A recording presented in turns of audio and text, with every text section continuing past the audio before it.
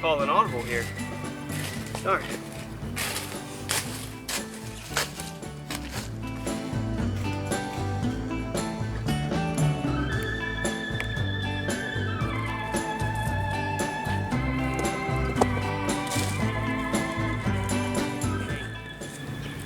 The creek is just way more frozen than I thought it would be.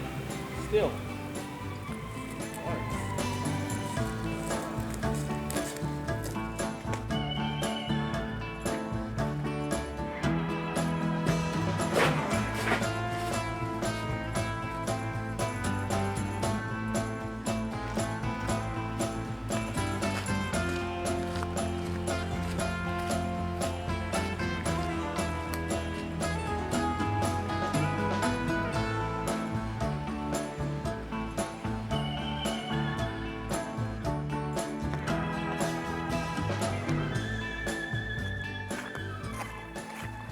Man, that's a lot of tree tubes.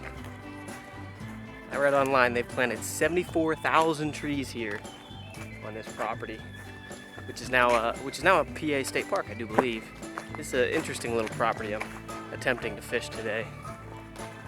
I don't know if we'll get any fishing or not with the ice all over the creek, but if not, we'll find some kind of adventure to be had. We always make do. All these trees are planted in rows, which might look kind of funny, but there's one reason for it, and that is maintenance. You can plant as many trees as you want, but if you don't maintain them, the deer, the vines, all that kind of stuff, it's gonna tear them down, and you're gonna have very low success rate.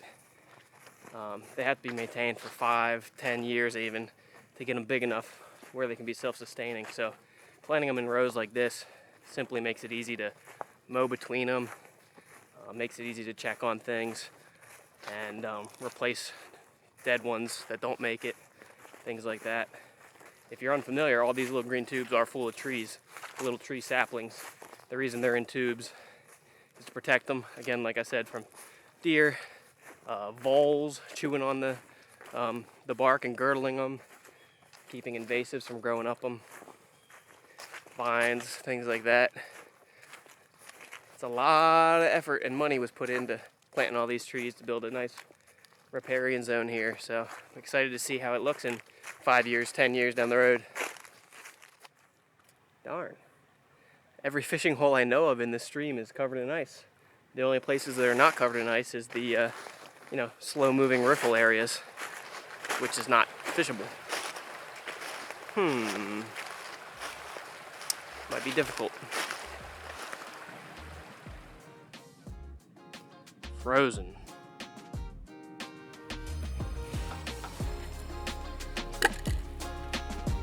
Frozen.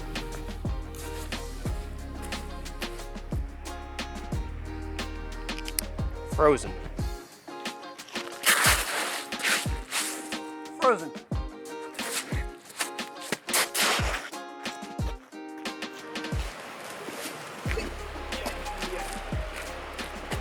Well, it's still mostly frozen. Except that one little spot over there. It'd be really tough, but we're gonna fish it. Should have brought an auger out here. Could have ice fished it. It's gonna be tough. My lure's just gonna sweep under the ice every time. If I do get bit, I'm gonna be amazed. If I get bit and land the fish, I'm gonna be even more amazed. Man, there's some blocks of ice up on the ice over there. It's like 4 inches thick. I can't believe how thick this was. It was cold, really, really cold for like a week. Like down in the single digits at night and teens during the day. But then we've had a good week or so of 40s and even 50-degree weather. I thought it would all be melted, but it's amazing how persistent this ice is. I figured there'd still be some, but I didn't think it would be this prevalent.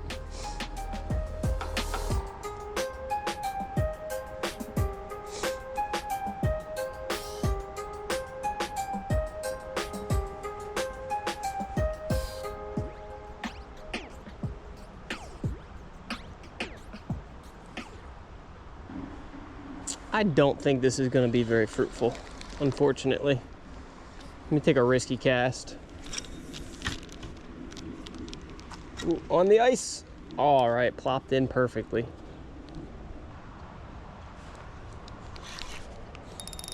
Yep, I'm snagged. There's like a big log jam that right under the ice there too, of course, right where I have open water to fish. So knew it was gonna happen. This might just not pan out today.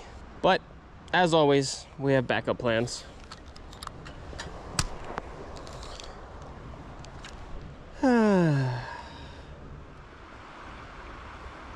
Well, that didn't go as planned, but that's kind of to be expected around here. So as always, I brought a backup. I got a bag full of food, and we're gonna do a little kitchen holler, cook us up a little meal, and then we're gonna explore this property a little bit more, look for some treasure, and I wanna talk a little bit about the property that I'm on here today, because it is a state park. It's a new state park, and it has sparked some controversy over the past couple years. So I just wanted to kind of open up a conversation about these natural resources that we all hold so near and dear. Any of us who appreciate the outdoors and like to go fishing and hiking and things like that. We're all stakeholders in these resources. So I just kind of wanted to share some thoughts and sentiments. Nothing too serious or anything, just talk a little bit and explore this new state park. See what all the fuss is about.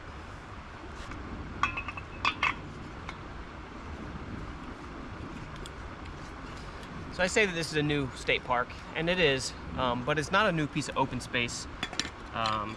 It used to all be farmland, and then some time ago, I believe the township bought this section here that I'm on and made it like a little preserve.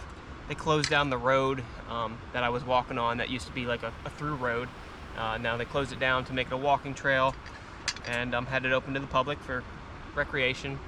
And then at some point, the state acquired this section of land and some more farmland downstream of where I am, and had it as just a sort of preserve. DCNR ran it as a preserve.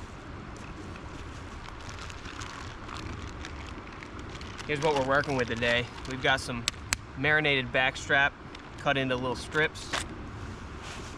We're gonna fry that up and make ourselves some tacos on these little tortillas. I got some salsa and a little bit of cheese, and we're just gonna make ourselves some little bush backstrap tacos. You can't go wrong with that.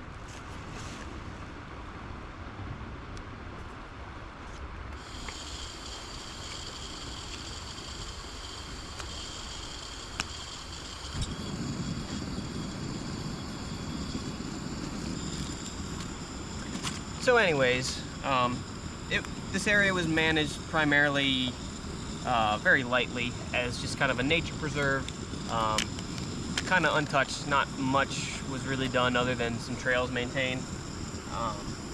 But a couple years ago, the state decided to designate this as a state park. I think there's about 1,800 acres here. We're close to a couple other preserves and state parks, so it makes a really nice swath of continuous open space, of kind of a patchwork of these wooded corridors like I'm in here, and then the fields that I was in earlier that they're actually trying to reforest a little bit. When they designated it as a state park, they started talking about all of this work that they were going to do, and people got pretty up in arms about it.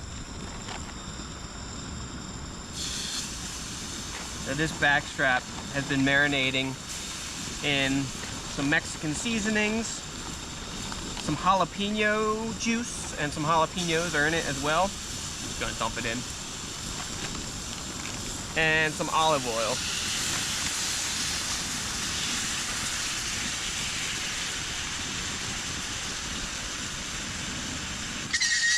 So it should not be lacking in any flavor. Anyhow, the state said that this was going to be a state park, which was great. Everybody was on board with that for the most part. You know, most people around here are appreciative of this open space and want to see it preserved. But then they came out and said, we're going to build cabins, we're going to put in campgrounds, RV sites, a big visitor center, restrooms, parking lots all over the place. And the local community started to kind of get up in arms a little bit. Now, I'm not here to take sides at all or get political. I simply wanted to share the story and kind of share some anecdotes and thoughts on it, because it's a tough place to be, especially as an outdoorsman.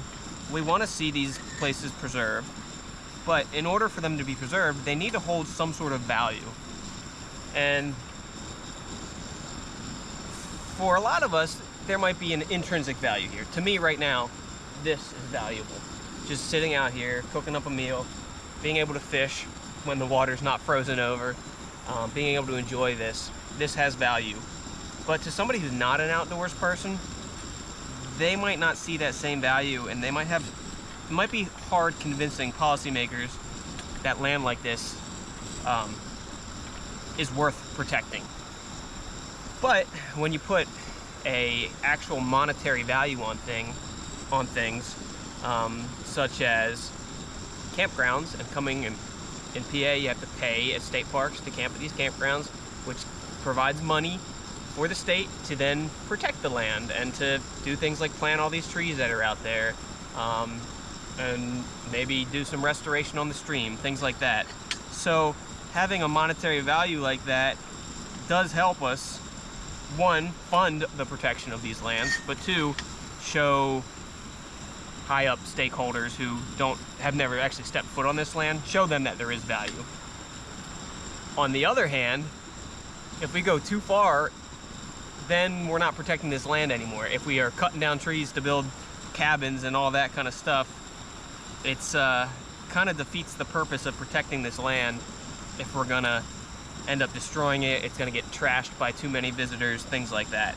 So there's a fine line there, in my opinion, and because this land was preserved sort of as a natural area and untouched for so long, a lot of people were understandably up in arms about wanting to put hundreds of cabins, and I don't know the full story. I don't know how much they want to do to it, but I know there was quite a kerfuffle when this all first came out. Look at that beauty there. Just gonna let that simmer down, let that juice evaporate a little bit, maybe thicken up into a bit of a sauce. Ooh, baby, it's gonna be good. So from my perspective, I'm all for camping. I'm all for having access to the outdoors. I'm all for getting people outside who don't appreciate the outdoors and don't have the same passion for it that I do, because that's how you instill that passion in them. That's how you spread that idea of nature having an intrinsic value that doesn't necessarily need a monetary number on it. And the more people out there like that, the more people you're gonna have buying fishing licenses, buying hunting licenses, supporting nonprofits that protect watersheds like these. And it's hard to get people on board unless they have access to the outdoors and have access to beautiful natural areas like this. Especially kids, getting kids out there, educated on it, taking kids camping. It would be a nice place to do that and facilitate that. But I'm not sure that big giant campgrounds with cabins and RV hookups and all that would be the right solution. And in my mind, it makes sense. You got a lot of land here, make a couple little primitive camping loops for tent camping and car camping, maybe even a couple hike-in camping sites. A small facility with bathrooms would be nice, but I kind of can see the sentiment behind not wanting this big sprawling state park. But it sounds like, I guess, at least this time, the government listened. There were some policymakers that got on board, and for now, I believe it's been tabled. The campground idea has been tabled. The last I heard is they're gonna focus on habitat. So all that tree planting that I showed you earlier, they're gonna focus on making meadows for birds and small mammals. But I do think I saw they're still planning on building like a small visitor center and some bathrooms, which I think is fine. I wouldn't be so sure that 10 years down the road they don't approach trying to build campgrounds again.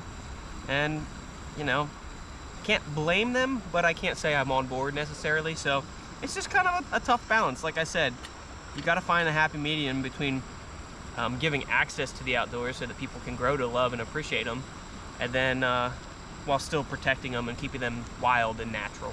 So I think it's just a place we have to find. Got it, don't worry. That's just a balance we have to find, not only here. This is just, I'm just using this place as an example. Like I said, I don't have that big of a stake in it, other than I love coming here and fishing and being out here, enjoying this beautiful waterway. So across the country and even throughout the world, I think that's just a balance that we have to find. You know, people like me, I'm always going to lean more towards wanting to see things natural and wild, but you have to understand that there needs to be some value for policymakers to want to preserve it. So that's where it gets tricky, and that's where I'm glad I'm not one of those policymakers that has to make those decisions. Let's test this out real quick. Oh yeah, that's gonna be good. Anyhow, with all that being said, we can all still do our part in helping support and facilitate the preservation of natural resources like this. Simply as outdoors people, by taking care of things while we're out here, picking up trash, not leaving our stuff behind, not destroying or defacing any of the beautiful resources we have out here. And then of course just sharing our passion, like our passion for these things with other people, getting them on board. And if you want, you can take next steps to try to, you know, I don't know, write to your politicians and all that. That's above me, but there are actions that we can do, and even get into, like, I don't know, volunteering for different nonprofit organizations that that come out here and protect these things, do tree plantings and things like that. A lot of that's volunteer work, so there's things like that that you can get involved in if you want to take those next steps, aside from, you know, jumping down into a career of conservation policy or outdoor education or things like that. So it's just something to keep in the back of our mind, that as we enjoy these resources, we have to appreciate them, and just making sure that we're supporting the ongoing efforts to protect land like this for future generations to come. But anyhow, I'm not trying to be some prophet here. I'm just sharing my 2 cents and about to crush this beautiful meal of backstrap tacos, because it's all ready, and I'm gonna wrap it up in some tortillas and start chowing down. Can't go wrong with that. As I'm sitting down here preparing all this, there's a trail up above me to my left here on a hillside, and I've been watching multiple people walk down it. It just goes to show, like, how beneficial a resource like this is, and how many different people use it and utilize it. Most people I see here are just going for hikes or walking their dogs or things like that, but I've actually never ever seen another human being fishing here, which is funny to me because it's a great little smallmouth stream. But hey, the more for me. It can be tough to fish, but it is a fun little smallmouth stream. It's really tough to fish when it's covered in ice, I'll tell you that.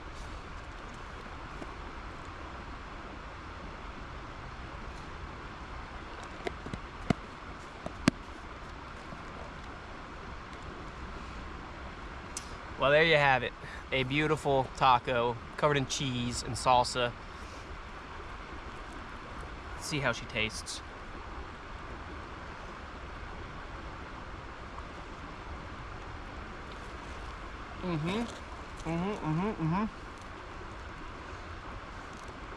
Yep, that'll eat. That'll eat for sure. I wish I had a way to warm up these tortillas. Oh, I got cramp. Ugh. All right, I'm back, I'm better. Whew. Yep, the only thing that could make it better is if I could warm up these tortillas, keep them toasty. Whew. That's a little spicy, but it's so good. It really hits the spot. If you've stuck around this long, I really appreciate it. Consider subscribing if you like this video, and check out some of my other videos. Got a bunch of fishing videos and just outdoor adventure kind of stuff. Give this one a thumbs up if you did enjoy it. Leave me any thoughts down below. Let's start a conversation down below about conservation, about preserving open space, things like that. I'd love to hear from you. If somehow you're a local and you happen to stumble upon this video, please share me your thoughts. Let's just keep it polite and cordial down there is all I ask. Other than that, I'm gonna dig in and chow down on the rest of this. And when I get finished, we will jump back up into the woods here and do some shed hunting, I think. It's early February, sheds are on the ground. Not all of them, but there are some. I found one the other day back at home, so we'll do a little shed hunting and explore this property a little bit more. But for now, I'm gonna chow down. See you out there.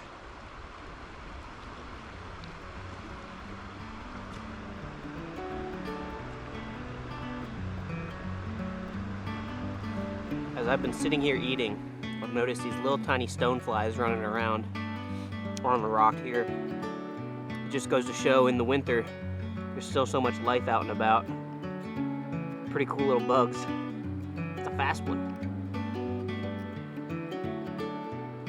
Hello, buddy. Hope you have a good day.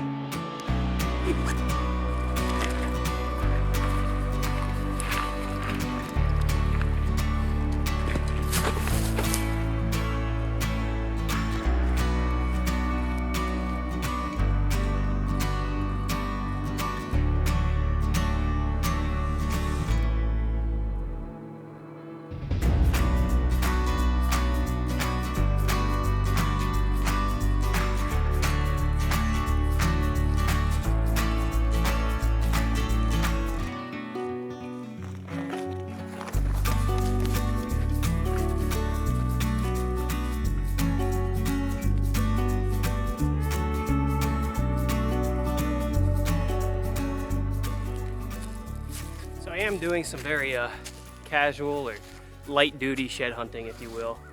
I didn't really dress for any intense bushwhacking or anything today, but essentially I'm just hitting the wood and field edges here. Deer, well, first of all, if you don't know what a shed is, it's a shed deer antler. White-tailed deer in Pennsylvania shed their antlers around January and February into March, and they shed their antlers and grow new ones every year, so I like to go out in the spring, late winter, and look for their antlers. It's just a fun thing to do. Really, it's a good excuse to just take a walk in the woods. But today I'm just taking my time walking these kind of high visibility, high priority areas. Deer are kind of edge critters, meaning that they thrive in these kind of fragmented habitats where there's fields and wood edges kind of intermixed. So I'm just walking these edges looking for antlers that may have been dropped. Lots of visibility out in the field, so I can kind of glance up and see if I see any tines sticking up. But there's a good chance that they're also deep in the woods where they like to bed down, feed on acorns, that kind of thing. I'm just not gonna hit that today. We're just going for the easy targets today. If we get lucky, awesome, but really it's just a good excuse to get out here, take a walk. Fishing didn't really work out, obviously, so we're just exploring the state park today, see what we see.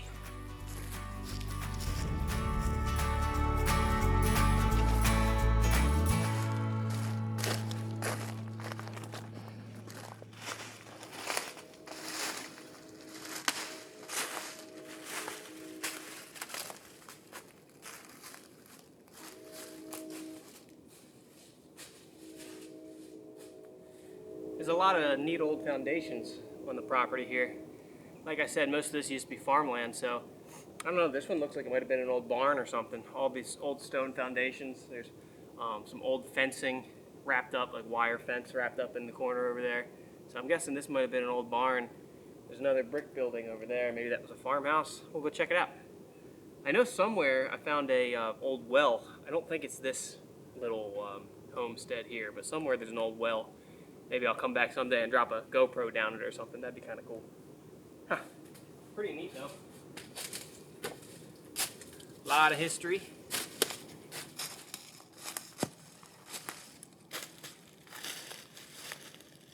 Huh. Pretty neat.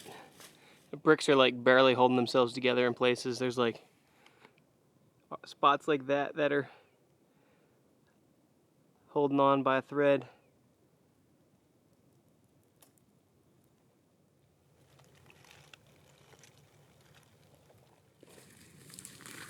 Ow, pokey.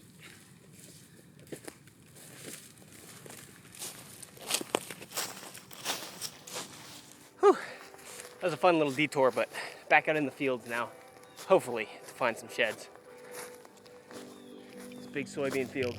If there's a big shed out there with tines sticking up, should be easy to see from a ways away, so I got my fingers crossed.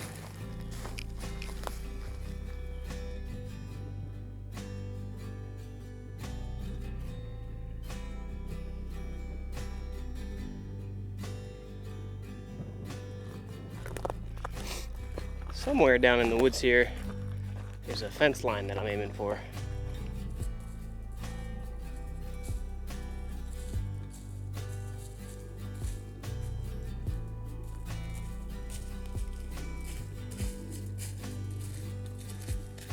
Over here to my left is that fence line that I was talking about. The reason I'm aiming for that is because it's another good high priority area. Deer will often just, run down alongside that fence line. Just use it as kind of a natural travel way. And then I like to think, at least, they're also more likely, as they're crossing the fence, if they hop over a fence or duck under a fence, they're more likely to jostle off an antler. I don't know. I've only found like a couple sheds by fence lines, but it just gives you something to target. Sometimes you can drive yourself a little too crazy, like not knowing what to focus on. So I like to follow a fence line.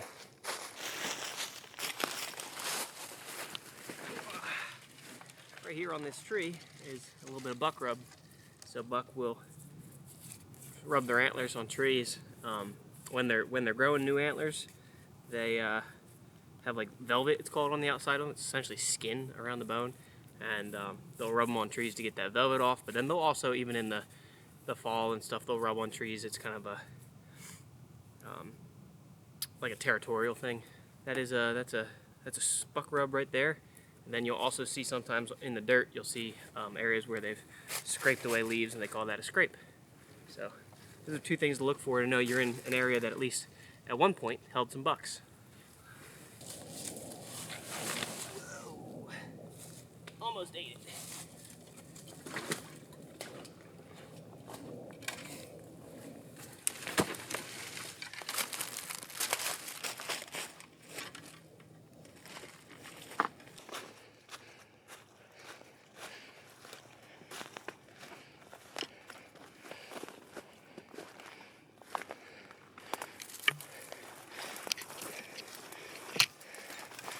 Ow! Ow. So close. Ah. Hard doing this with a fishing rod. All right. You can see I'm at the fence line I was talking about. Right here along it is a trail with deer poop and lots of fresh tracks just following along the fence line. It'd be nice to find a shed laying alongside of it. Little holes in the fence like that, deer going in and out of. I just always imagine an antler's gonna get hung up and just be hanging in the fence. That'd be so cool. Haven't found it yet, but maybe someday.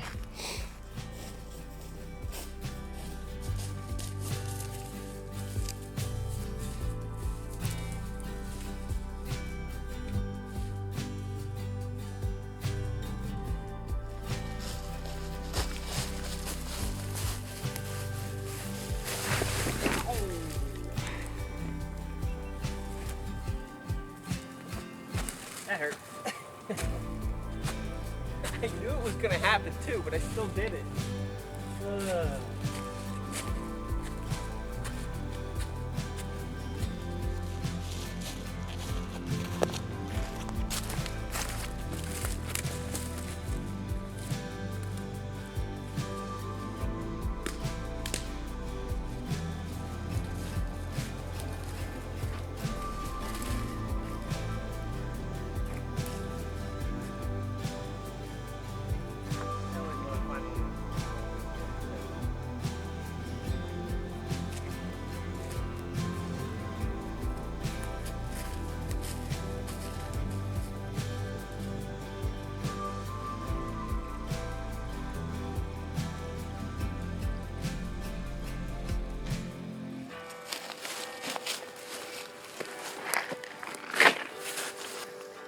Ow. Whew. And with that, we're out of the woods. The woods were thick. I definitely didn't wear thick enough pants for all those briars. Unfortunately, it seems like we didn't get too lucky on the shed front today. There's a lot of deer sign. I don't know if I missed them, or if maybe it is still a little early, so they might still be holding them. We'll be back out here doing it again. I hope you enjoyed this one. Hope maybe that you got inspired to get outside and explore your nearest state park or whatever piece of open space, preserved land that you're able to access. Get out there, do a little fishing. If the streams aren't frozen over, get out there, look for some shed antlers, or just go cook yourself a meal in the woods. Thank you guys for joining me for this one. Again, if you liked it, make sure you hit that thumbs up for me. I'd really appreciate it. Subscribe for more videos. Leave any thoughts or comments, or start any conversations down below about conservation, about open space. If you have any questions about anything I talked about today, please ask. I will do my best to answer or try to find an answer for you. Thanks again. We'll see you in the next one. And always remember to take care of this beautiful planet that we've been charged with stewarding. I can't believe I didn't break my rod tip in all that. Next time I go to set the hook, it'll probably snap.